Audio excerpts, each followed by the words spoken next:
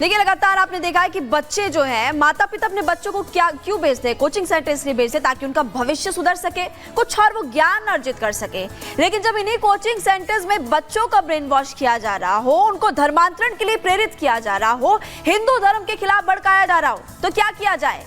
एक ऐसा ही coaching centre का खुलासा हुआ है दिल्ली के शकरपुर में, और यहां पर नफरती गैंग का पर्दाफाश होते हुए नजर आ रहा है। इस पर आप इस रिपोर्ट को देख लीजिए।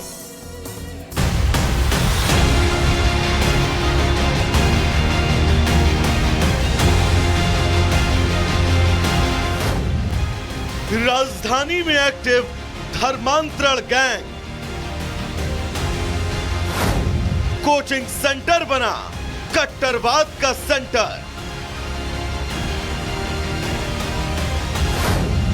लड़कियों के बाद अब निशाने पर मासूम। दिल्ली में दिखा जिहाद का नया चेहरा। जी हां, देश की राजधानी दिल्ली एक बार फिर सुर्खियों में है। दिल्ली के दिल पर एक बार फिर नफरती चाकू चला है। शकूरपुर इलाके में एक नफरती गैंग का पर्दाफाश हुआ है, जो लंबे वक्त से एक कोचिंग सेंटर की आड़ में नाबालिग बच्चों का धर्मांतरण करने की नापाक कोशिशों में लगा था। और ये सब चल रहा था कोचिंग सेंटर की आड़ में। टीचर रिजवान सर थे और कहते थे कुरान पढ़ने को। क्यों कुरान पढ़ लो? पता नहीं, लेकिन कहते थे। तो क्लास में जाते थे ट्यूशन पढ़ने, तो और भी कोई टीचर थे आपको ऐसी बातें कहते थे? नहीं, और कोई नहीं कहता था। क्या क्या बोलते थे, कुछ शुरुआत से बताओ अच्छे से। कहते थे कुरान पढ़ने को, और कहते थे तुम्हारे भगवान में शक्ति नहीं है, हमारे अल्लाह में है। और मैं जब कुरान नहीं खरीदता था तो मुझे मारते थे और डांटते थे। सुना आपने, लेकिन सच सिर्फ इतना ही नहीं है।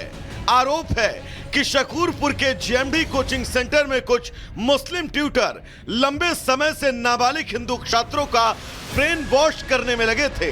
वो बच्चों को लगातार हिंदू धर्म के खिलाफ, देवी देवताओं के खिलाफ भड़का रहे थे और बच्चों को पूजा पाठ छोड़कर इस्लाम कबूल करने और अल्लाह की इबादत करने का दबाव डाल रहे थे। लेकिन इसी बीच एक बच्चे ने अपने घर पर अपने पिता को पूरी आपबीती बता डाली, जिसके बाद इस पूरे खेल का पर्दाफाश हुआ। पहली बात तो नहीं बताया, लेकिन दूसरी तीसरी बात क्या बताया। बताया अपने घर पे आके? पापा रिजवान सर मुझे कुरान पढ़ने को कहते हैं। अच्छा, कुरान। उसके बाद? उसके बाद मैंने कहा ये कुरान क्या होता है।